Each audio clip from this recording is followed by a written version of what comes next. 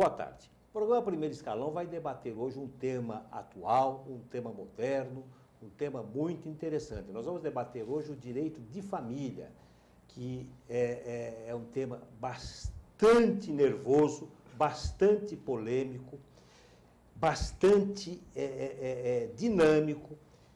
Enfim, vamos discutir esse tema com um dos maiores especialistas em direito de família no país. Para falar sobre esse tema, nós vamos conversar com o Dr. Aldo de Souza Lima, especialista em diversas áreas do direito, mas mormente no direito de família e também no direito ambiental. Para dividir a apresentação comigo deste programa hoje, Primeiro Escalão, eu convidei a jornalista Renata Sartório, que também conhece bastante o assunto, ela é jornalista, é assessora de imprensa, mas também formada em direito. Não exerce a profissão, mas conhece os códigos da profissão. Doutor Aldo, para começar o programa, por que o divórcio, o desquite, dentro da nossa sociedade, a sociedade moderna, está crescendo assustadoramente, em progressão geométrica? Todos os dias, se o fulano casou, um ano depois, fulano se separou. O que acontece hoje, dentro desta problemática? Eu acho que houve uma modificação na percepção. Quer dizer, o que acontecia? Antigamente, você tinha, por exemplo, uma espécie de um estigma da mulher separada. A mulher separada, ela sofria um estigma na sociedade. Era uma pecha. Era discriminada e marginalizada. Discriminada e marginalizada. Inclusive, vamos dizer, era uma coisa... Eu me lembro nos meus áureos tempos aí, tá? Eu me lembro de alguém que chegava e dizia assim, estou saindo com uma separada. Era uma coisa que tinha várias implicações. Então, esse é o primeiro aspecto. Segundo, a mulher se liberou. A mulher hoje, ela sabe o papel dela na sociedade.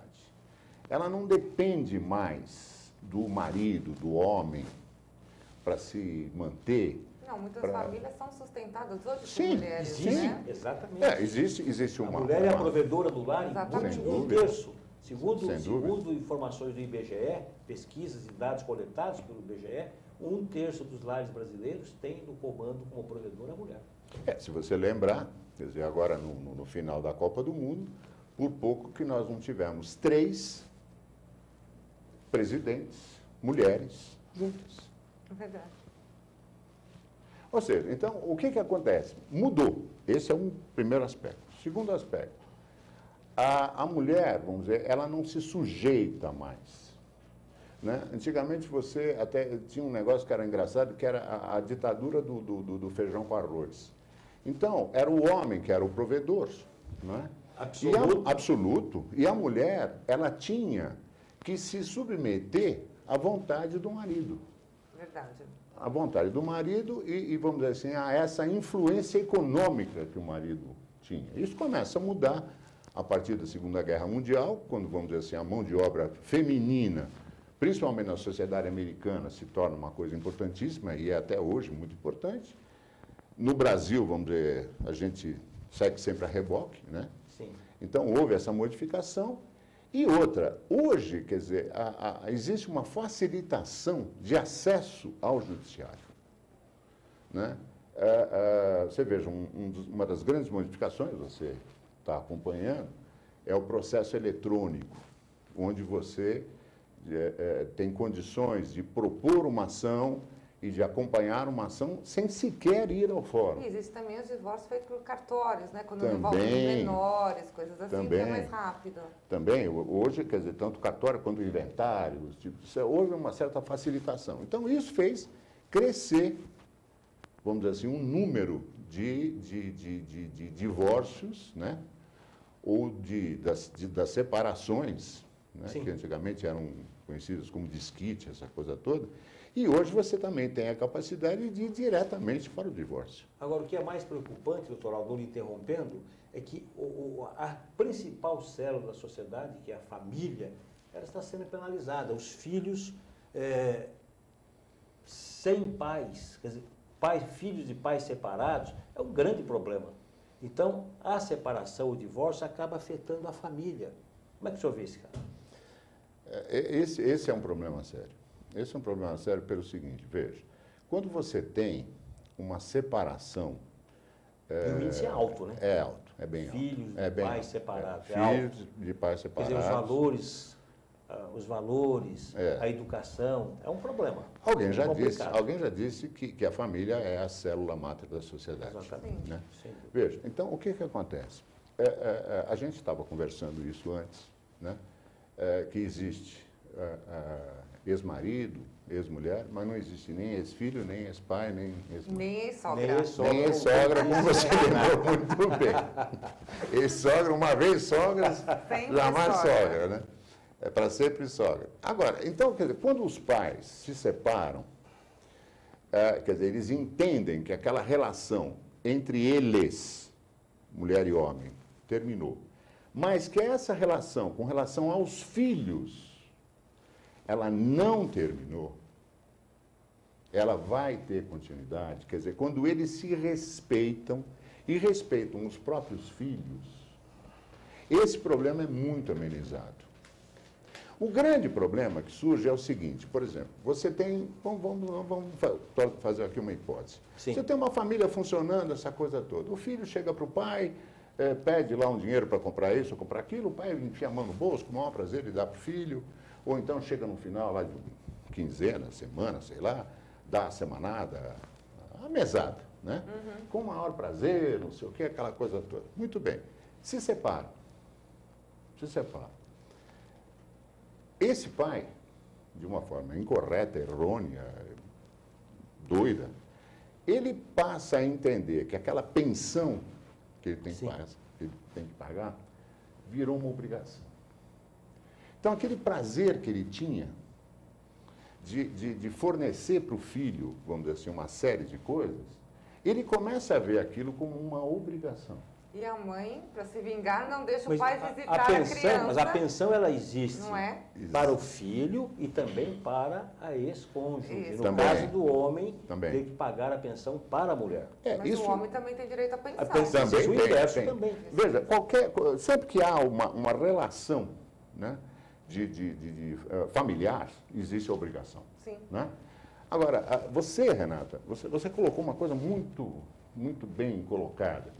Quer dizer, quando o filho vira peça de manobra, Exatamente, que é entendeu? comum. Que é muito comum. Aí temos a alienação parental. Exato. O filho é a peça Aí de você resistência, tem. né, Renata? Ou moeda Peça de troca. resistência ou moeda de troca. Ele passa a ser moeda de troca. Que é Quer dizer, uma- é uma coisa horrorosa. Quer dizer, então aquele negócio, não, você não vai sair hoje com o Juquinha porque você deixou de fazer tal coisa. Você não me deu dinheiro para ir Você no não me deu cabeleireiro, dinheiro. então não tem visita. É assim. Ou então o pai que deixa de devolver o filho na hora certa só para deixar a mãe maluca. Quer dizer, então, isso é um desrespeito com a criança, né? Muito. E que vai de encontro frontalmente, vamos dizer assim, com a própria regra constitucional Sim. que delega a ambos os pais, isso é muito importante que Ambos se os diga, pais. a ambos os pais, o dever de guarda, de educação. A guarda compartilhada hoje é o normal do tipo de guarda. A guarda compartilhada é talvez uma forma, vamos dizer assim, para diminuir esse tipo de loucura. Sabe? Quer dizer, E é uma loucura, né? é uma loucura total. Insana. Insana. Sendo repetitivo e redundante. Mas É uma é loucura verdade. insana. Insana. É uma loucura insana.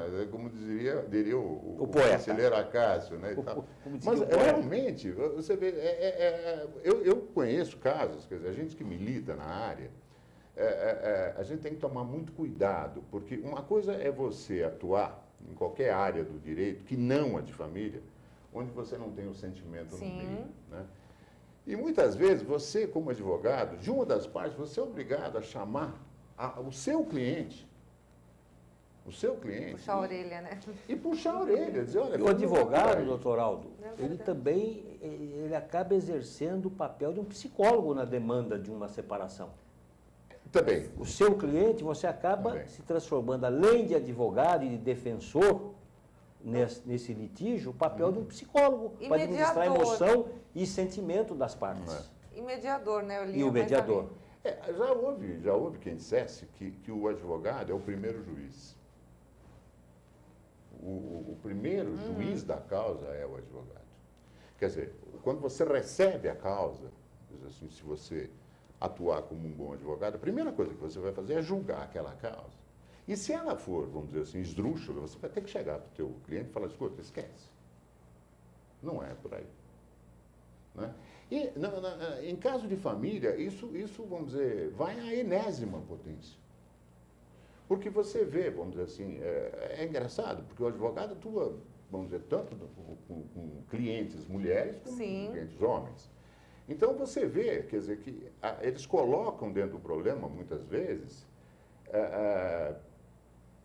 necessidades e desejos absolutamente exacerbados. Né? Doutor, eu não quero que ele chegue perto do meu filho. Mas o filho também é dele, né, cara? O filho não é só teu. Né?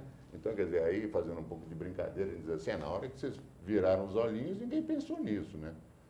Mas agora é a hora de pensar, né? Quer dizer, o filho é dos dois. Né? Não, mas eu faço questão de que no Natal e que no Réveillon ele fique comigo. Não quero que fique com o pai, não admito... parece que eu estou falando muito da mulher, né? Mas o homem também faz isso. O homem também faz isso. Olha, eu não quero que o meu filho, eu não quero que ela saia com o meu filho com o namorado dela. Espera aí, se você está saindo da vida dela, Sim. se a relação de vocês terminou, por qualquer motivo que seja, cada um de vocês tem o desejo e o direito de refazer as próprias vidas. Agora, vocês não podem jamais esquecer que, em razão daquela relação que acabou, uma nova vida surgiu e vocês são responsáveis por essa vida. Isso é que é muito importante de saber. Isso que é muito importante de reconhecer. E uma coisa que tem que ter muita seriedade é no momento onde você estabelece o valor do pensionamento. No mais das vezes, as partes, elas estão querendo liquidar aquele assunto. Então, vamos resolver logo esse negócio aí? Quanto é que eu tenho que pagar? É tanto, eu pago e está acabado. Agora, por falar em pagar, existe uma outra pendência também que é um complicador, a divisão do patrimônio, a divisão dos bens das partes. Como é que você administra isso? Quais são os juízos de valor para se definir o que pertence a A ou a B?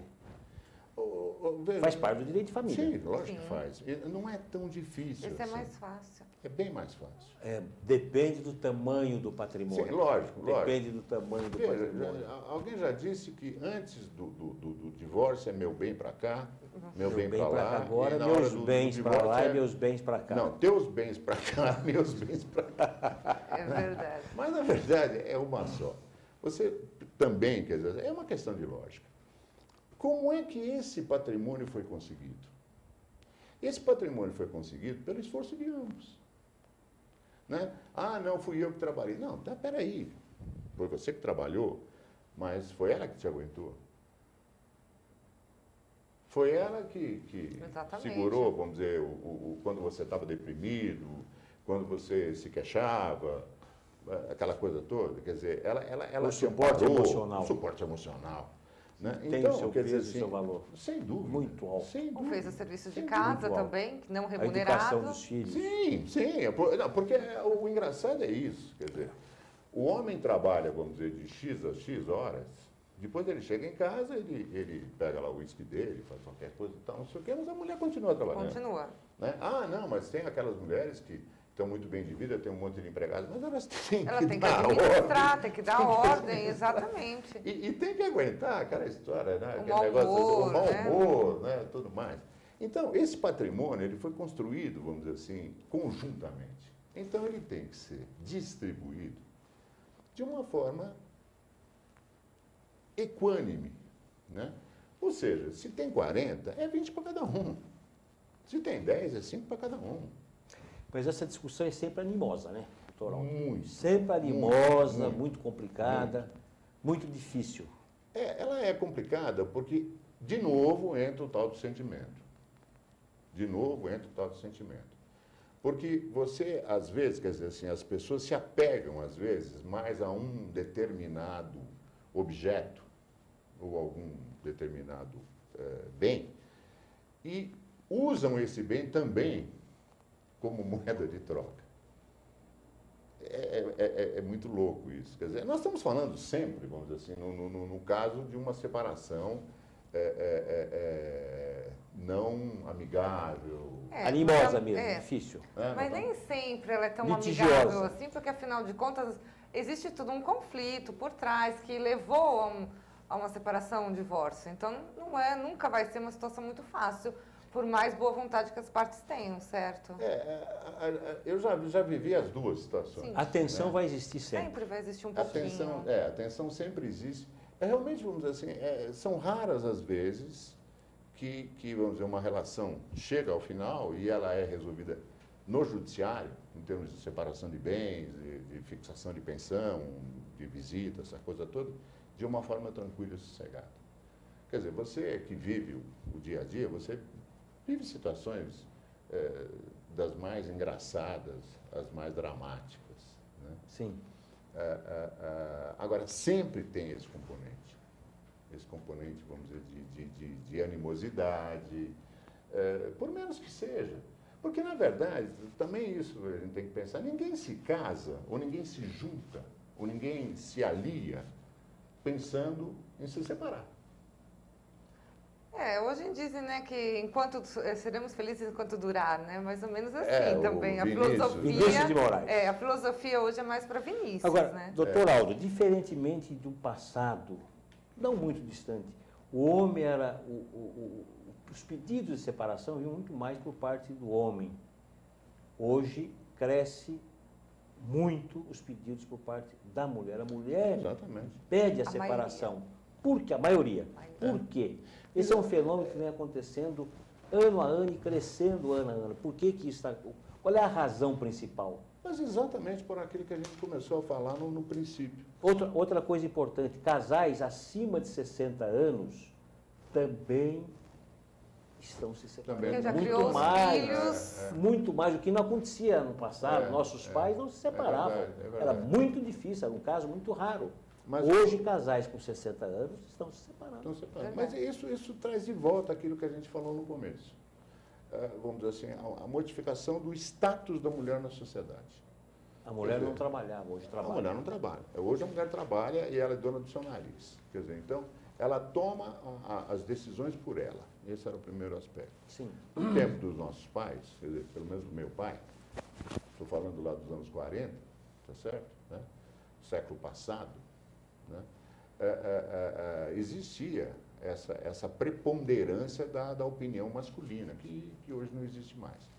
Por outro lado, quer dizer, você também... Hoje não existe mais aquela figura tradicional do provedor masculino. Do provedor e do pater familias. Pater família. Isso existia, você vê, até em latim, né? Pater familias, era uma coisa assim, era aquele pai que tinha... Quer dizer, eu me lembro... Era o pai dono da verdade e autoritário. Dono da verdade, autoritário, Absolutamente. essa coisa toda, não tinha discussão, né? Por outro lado, quer dizer, no final aí da tua pergunta, a expectativa de vida mudou. Né? Hoje, quer dizer, quando você fala que alguém tem 60 anos, né? Você vai dizer assim, ele está muito bem, obrigado. Está jovem, claro. Está jovem. Vai aos 80 brincando. Brincando. Então, o que acontece? Quer dizer assim, aquele sentimento de que a vida acabou aos 50 e alguma coisa, não existe mais. Até porque com a medicina, o advento aí dos medicamentos especiais, tem favorecido muito essa tendência de separação dos homens maduros com mais de 60 anos e mulheres igualmente. Mas o que eu vi que aumentou também é a união estável. Muito. Aumentou o número de união estável, depois que passou a ser reconhecido, né? Você sabe que é uma coisa engraçada, né? Qual é a diferença da união estável e do casamento tradicional do ponto de vista legal, jurídico? O que impacta para o casal? Na verdade, se você for analisar friamente, é o seguinte: o casamento é feito na frente de um juiz de paz e a união estável é na frente de um tabelião. Só. Juridicamente também, quer dizer, não há modificação da situação. Os direitos são os mesmos? São os mesmos. Da situação do Estado Civil, não existe isso. Mas o que acontece é o seguinte, é tão mais simples, é tão mais fácil você chegar num cartório, pedir que se prepare uma escritura de união estável e às tantas horas do dia tal, sem festa, sem fogos, sem nada disso, você vai lá com 2 testemunhas, assina aquilo lá e você garantiu todos os direitos. Muita gente nem faz isso, passa simplesmente a conviver juntos, Sim, né? tá bom. E quando vai se separar, Sim. que aí vai comprovar que existiu uma união. Você vai lembrar que antigamente você tinha a situação da sociedade de fato. Sim. Né? E quantas vezes, quer dizer, a gente entrava com pedidos de dissolução de sociedade de fato. O que era isso? Dissolução de união estável. A dissolução. Não é. Quer dizer, ou então reconhecimento Cimento. de sociedade de fato. União estável. Quer dizer, porque na verdade, o engraçado é o seguinte, a lei sempre corre atrás da sociedade. A lei nunca se coloca na frente. Ela é anterior. Não, a sociedade cria uma situação e a lei vem e se apropria dessa situação E isso e acaba se regula. transformando e virando vem um status regulamentar. quo jurídico. Exatamente. O status quo Exatamente. jurídico. Ela regula alguma coisa Uma que a situação sociedade que já fez. existe. Entendeu? Perfeito. Então, quer dizer, a união estável era alguma coisa que já existia. Sim, e aumentando o número, Pronto. Alguém o chegou judiciário falou, vamos regulamentar isso Vamos- daqui. aí no caso legislativo, É. né, tal, e o judiciário entrou. E outra também, quer dizer, uma coisa que a gente tem que notar, era muito engraçado, eu me lembro que nos primeiros casos de separação que eu fiz, Sim. havia toda uma ritualística onde o juiz tentava de todos os meios e modos compor as partes. Inclusive, ele chegava, numa primeira audiência que ele marcava, ele perguntava para os separandos, né? Sim. Se ele marcasse uma nova audiência para dali a tantos dias, se haveria possibilidade da modificação da opinião deles e tal. Quer dizer, ele fazia um discurso sobre essa história da célula máter, da A sociedade. importância e tal. da família. Hoje não existe mais nada disso. Hoje você entra com o pedido lá embaixo, na distribuição, e você aguarda. A audiência é marcada no mesmo dia, Quando não é feito no cartório, né? quando não é feita pelo cartório. Ou seja, ficou tão simples, ficou tão fácil, né? Que daí que cresceu. Né? E daí que a coisa deveria, vamos dizer assim, por outro lado também, quer dizer assim, ser encarada de uma forma mais natural, né, com relação aos filhos. Porque a minha preocupação sempre são Sei. os filhos. Né? Tem uma historinha muito engraçada de um casal amigo meu que está casado há 30 e tantos anos, e o marido estava me falando isso, eu morri da risada, que disse que a filha menor virou para ele e disse assim, papai, a minha amiguinha Cristininha, ela tem 2 quartos. Ela tem um quarto na casa da mãe e tem um quarto na casa do pai. Né? Isso é E comum eu- hoje em dia, é muito comum. E eu só tenho um. Né? Quando é que você e a mamãe vão se separar? É um negócio. Ótimo. Esse meu amigo falou assim, a gente se perguntou onde é que foi que nós erramos.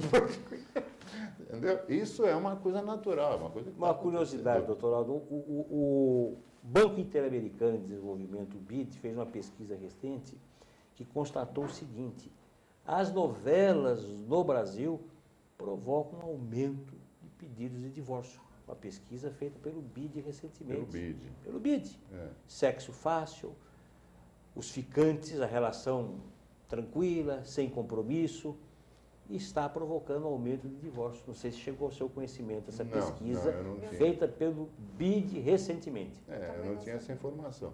Que é um dado É curioso. muito curioso e preocupante. Em porque- todas as idades. É. Os 20 aos 30, dos Mas 30 aos 40. Ela provoca ou ela retrata Não, ela o que inte- está acontecendo na sociedade? Há um aumento Essa- de quem assiste novela, há um aumento. Não, mas o que Do pedido de divórcio. eu acho que É um retrato, o que você é um colocou, retrato. o que você colocou é um ponto para se pensar. Porque, na verdade, quer dizer, a novela, né, o que ela faz? Ela retrata uma situação e, ao mesmo Retrata tempo, situações do dia a dia, do do dia a cotidiano. dia, e, ao mesmo tempo, ela induz, né, ou, vamos dizer assim, ela multiplica o efeito, talvez seja isso. Talvez seja isso. Então, aí você vem lá naquela discussão, para que serve a televisão?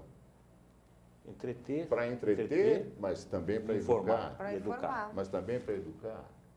Quer dizer, tudo isso você precisa pensar. Eu estava lendo um artigo, há 2, 3 dias atrás, que eu achei interessantíssimo, que ele falava sobre o famoso 7-1 com a Alemanha.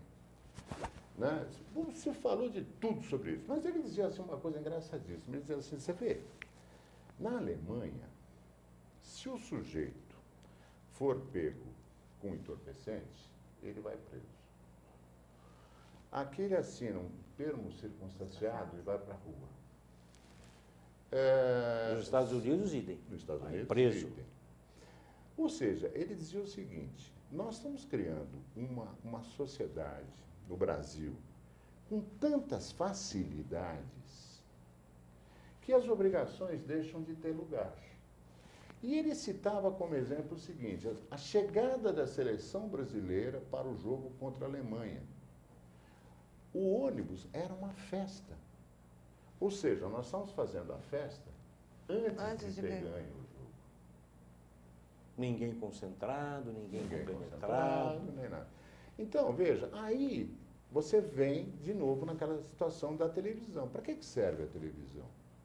Será que a televisão, sem ser chata, porque a televisão basicamente é diversão, né? Será que ela também não serve, vamos dizer, para fazer as pessoas pensarem um pouco? Sim, muitas vezes vem questionar algum assunto da sociedade que precisa ser modificado. Exatamente. Eu lembro que não sei qual novela veio questionar sobre a Lei Maria da Penha, informando as mulheres sobre os direitos que elas tinham, que elas não eram obrigadas a se submeter a várias situações. Importantíssimo. Né? Aí já é direito criminal, né? Sim, mas... Foge, ultrapassa... Mas o fato, sim, sem dúvida. Mas acaba no divórcio. O patamar do direito de família. Mas acaba no divórcio. A agressão... Não, mas é o que ela disse. Aí, nesse caso, é a televisão informando. Vamos dizer, sobre um direito que existe. A lei tem uma lei que protege, você não é obrigado a se submeter a isso. Agora, devia ter também a contrapartida, né? A lei José Pedro. Né? Mas porque você sabe que eu li um artigo que... Está lançado, doutora, lança esse projeto de lei. Uma jurisprudência que foi aplicado ao homem. É verdade. Foi aplicado a lei Hoje Maria é o dia do homem, aliás, por sinal... É verdade. Hoje, bem lembrado pela Renata, hoje é o dia do homem. Parabéns. Parabéns. E vamos criar a lei José Pedro. A lei para nos defender. Mas já foi aplicado a lei Maria da Penha a um homem. Não, você vê, por exemplo, vamos dizer assim, tem aquela moça que tem um corpo fantástico aí, super Nossa, são bombado. tantas. Não vou falar nome, né? Lá do Rio de Janeiro e tal. Brigar com uma mulher daquela... Nossa, é complicadíssimo. É brincadeira. Lei Maria da Penha ali... Mas se você pegar essas estatísticas, isso aí é ínfimo. É uma gota no oceano. Mudando um pouco de tema, pulando do direito de família para o direito ambiental, que é uma das suas especialidades. Qual é o status hoje do Código Florestal Brasileiro, doutor? O senhor que atua bastante nessa área... Existe uma briga muito grande aí, isso aí começou em 1965. Isso. Aliás, o primeiro Código Brasileiro de florestamento, Código Florestal Brasileiro, é de 1934, depois teve o segundo em 1965 e recentemente atualizado pelo atual ministro Aldo Rebelo, e que está provocando um aceleuma enorme no país, briga entre ruralistas, ambientalistas, desmatamentos de florestas aconteceram em todo o Brasil. Qual é a situação hoje do Código Florestal Brasileiro? Que é extremamente importante. É extremamente Eu acho que a árvore é uma das 7 maravilhas do universo. Eu reputo isso. Dizem que como é que é a história? Que o homem... Minha opinião, a árvore é uma das grandes maravilhas. Não tem que ter plantar mais, ela ter se um filho, alimenta. escrever um livro. Nós precisamos de terceiros para nos alimentar. A árvore se alimenta sozinha. Eu não me lembro o termo. Tempo que estudamos biologia, ciências no ginásio. Fotossíntese, né? Não, a árvore é responsável pela fotossíntese. Eu me formei em Direito para não estudar biologia nem matemática. Nós somos dois, então. Eu também não queria. Mas você veja só, essa pergunta sobre Código Florestal... Código Florestal Brasileiro é uma polêmica. A produção legislativa brasileira, sim, de tempos para cá, tem sido sofrível. Você tem leis que são verdadeiros monstros, são verdadeiros absurdos. Existem leis que se contradizem, quer dizer, o próprio texto se contradiz. Mas isso também muito resultado dos legisladores que nós temos. Mas no caso do Código A Florestal atualização brasileiro, levou mais de 10 anos. A atual foi aprovada em 2012, Sim. levou 10 anos de 10 discussão anos no de Congresso Nacional. esse Código Florestal é uma das maravilhas legislativas que eu conheço. O Aldo Ribeiro está de parabéns. Os idealizadores dessa lei, e eu conheço vários. Tem outro relator, o Paulo Pial também. que foi- Sim, mas houve a colaboração de PMDB muita de Minas gente, Gerais. muita gente, principalmente do pessoal do Paraná. A presidente Dilma, a presidente Dilma bancou essa discussão. Né? Bancou essa discussão e outra, foi uma coisa fantástica pelo seguinte, se conseguiu nesse texto legal harmonizar os interesses dos ruralistas e dos ambientalistas. E uma coisa fantástica, a lei tem que ter efetividade. Volta e meia você vê a discussão aí, o seguinte, não, tem que aumentar as penas porque coloca... O desmatador tem que ser penalizado. Sim, eu defendo a lógico, penalidade do lógico, desmatador. O crime tem que ser penalizado sempre. Mas você vê o seguinte, o sujeito chega e fala assim, não, mas 30 anos para homicídio é pouco, devia ser 100 anos. Como se isso fosse resolver. Não resolve. Homicídio é proibido, roubo é proibido, furto é proibido, isso acontece todo santo dia. No caso do Código Florestal, o que se fez? Você lembrou o primeiro código, mas antes desse primeiro O de código... 34 ou de 65? O 34. Você tinha, da legislação do Império ainda, você tinha a Lei da Terra. A lei da terra. Muito bem, o que acontecia? Naquela época, quer dizer, o registro imobiliário naquela época era feito pela paróquia. Era um Igreja. padre, uma igreja. É a igreja. Porque ele que tinha um registro lá, aquela coisa toda. Que tinha um poder político extraordinário. A Fantástico. igreja naquela época. Quem Fantástico. mandava. Quem manda, O exatamente. país. Mas você vai ver as inscrições, eu tenho várias cópias, então aquele negócio segue por tantas braças em direção a uma mangueira, dali vira à direita até um arroio, não sei o quê. Pô, meu filho, em 50 anos a tal mangueira sumiu, É verdade. o tal do arroio secou, quer dizer, então ninguém mais sabia nada. Com o tempo, vamos dizer assim, o que acontece? As pessoas foram aprimorando os registros, aquela coisa toda, não sei o quê, você tem um confrontante, você sabe quem é teu vizinho, quem é isso e tal. Mas, mesmo assim, quer dizer, com o sistema cartorial que foi E naquela implantado época no não Brasil... existia direito ambiental. Não existia. Não, mas eu estou dizendo, aí você tinha o sistema cartorial brasileiro e que criou uma série de vamos dizer, incongruências. Quer dizer, você tem as famosas... você tem terra em cima de terra. Terras devolutas. A terra devoluta já é um devolutas. negócio... Mas é ainda outra- existe hoje. Ainda Em existe. São Paulo ainda tem. Ainda existe. A terra devoluta é terra do Estado, que foi dada para alguém e que... E que ninguém explora, no sentido positivo da palavra. Daí o Exatamente. termo devoluta. Exatamente. Tal. Bom, mas o que acontecia? Você tinha um mosaico. Se você fosse pegar todos os registros imobiliários do Brasil, você ia descobrir que o Brasil não tinha o tamanho que ele tem. Sim. Ele era 8 vezes maior. Por causa das sobreposições. É comum você chegar no interior e o cara falar assim, doutor, essa terra tem 4 andares. O que é a terra de 4 andares? Tem 4 escrituras, 4 registros, um em cima do outro. Quer dizer, se você for olhar, aquilo está tudo assim. O que esse código fez? Primeira coisa que ele criou. Ele criou o Cadastro Ambiental Rural. O que é esse cadastro? O Que que todo que mundo é? fala Pois desse é. cadastro ambiental rural É a coisa e que mais- ninguém explica exatamente o que é. É a coisa mais simples do É mundo. o CAR, O CAR. O o CAR. famoso CAR. O CAR é o seguinte, é um sistema de registro por GPS da tua terra. GPS. Por GPS. Porque hoje, qualquer um de nós aqui, se pegar o nosso celular, você tem o GPS lá. Sim. Ele te acha no exato segundo onde é que você está no mundo. Então, o que você faz? Você faz o CAR, você faz o registro da tua Sim. terra. Muito bem. A partir daí, nós vamos ter um mosaico de todo o território brasileiro absolutamente perfeito.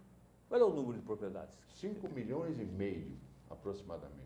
É uma imensidão. Uma imensidão. Imensidão.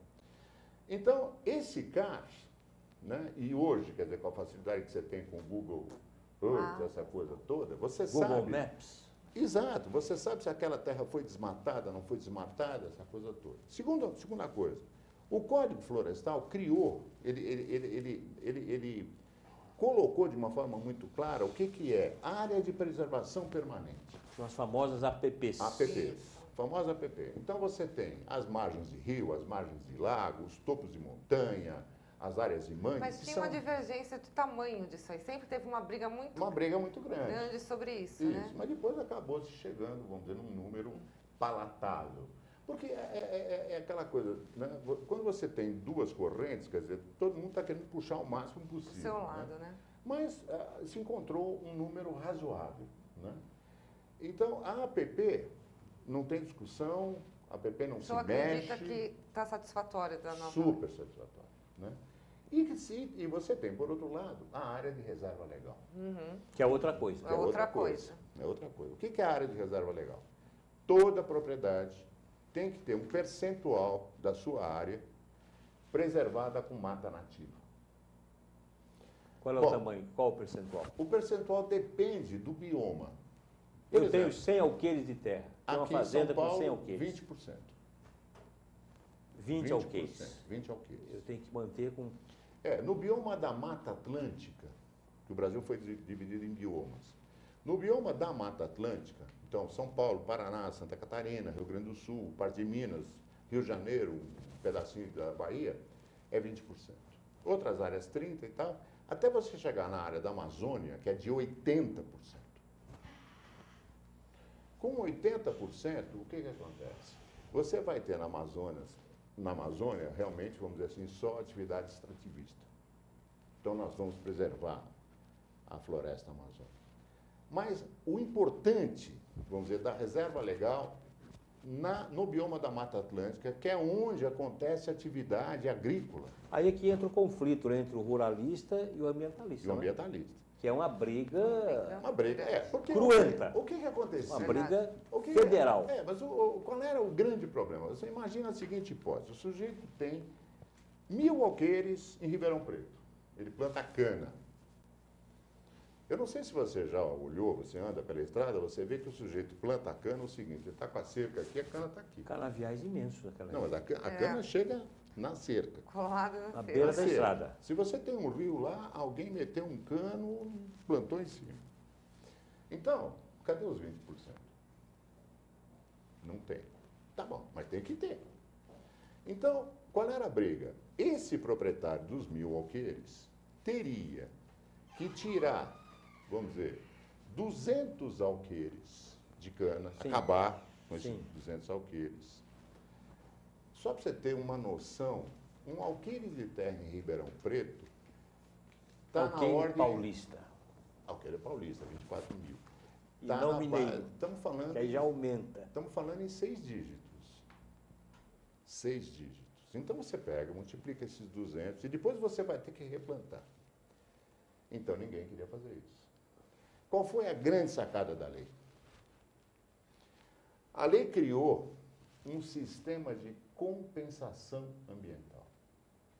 Então, se você é um produtor rural daqui de São Paulo, que está precisando de 20% de reserva legal, está precisando de 100 alqueires, 50 alqueires, sei lá eu, você pode, dentro do mesmo bioma, adquirir essa necessidade que você tem de reserva legal em outro estado de um outro produtor. O que se conseguiu aí? Primeiro, nós vamos preservar a quantidade necessária. A quantidade necessária preservável Sim. vai ser feita. Certas áreas que não tinham, vamos dizer, finalidade, que eram áreas, vamos dizer assim, de difícil aproveitamento, mas que têm mata nativa. Aí entram as áreas devolutas que a Renata citou. O que vai entrar muito, na verdade, Caetano, serão as áreas incluídas... Devolutas não cultiváveis, talvez. Não cultivadas, as áreas incluídas em parques estaduais. Porque é tal história, tem parque estadual que foi criado por decreto que ninguém nunca indenizou. Então você fica, o proprietário, ele está proibido de mexer naquela área, ele não pode mexer naquela área, mas ele continua proprietário. Agora, ele pode fazer compensação, perfeitamente bem. E o problema da manutenção daquela área com mata nativa é do Estado. Então, quer dizer, o código, esse novo Código Florestal, realmente, ele vai vir, ele veio para resolver Ele já uma está série de problemas, aprovado, já está em vigor, regulamentado, não e cabe você mais tem- modificação. Não, e você tem 1 ano e meio, todo mundo tem 1 ano e meio, mais ou menos, para se regularizar, até porque quem não se regularizar não terá condições de obter financiamento para a safra. Então, está todo mundo correndo, está todo mundo se regularizando, né? Já existem, vamos dizer... O Ministério que tem ingerência sobre o código é o É da o- Agricultura? E o do meio ambiente. São 2 São ministérios. 2 ministérios. 2007. Doutor Aldo, muito obrigado pela Eu que sua agradeço. presença, pela sua entrevista. Renata, muito obrigado pela sua Obrigada. participação. O Primeiro Escalão volta na próxima terça-feira, às 4 da tarde em ponto. Até.